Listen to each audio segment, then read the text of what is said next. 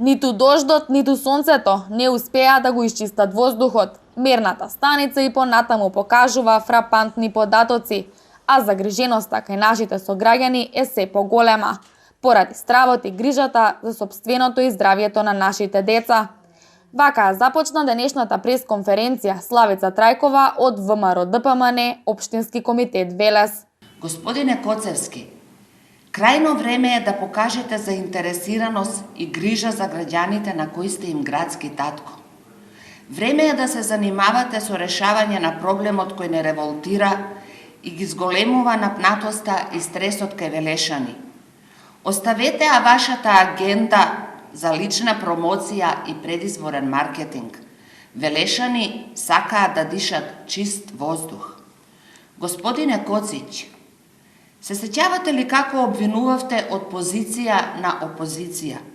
И какви театарски представи и перформанси правевте од аерозагадувањето?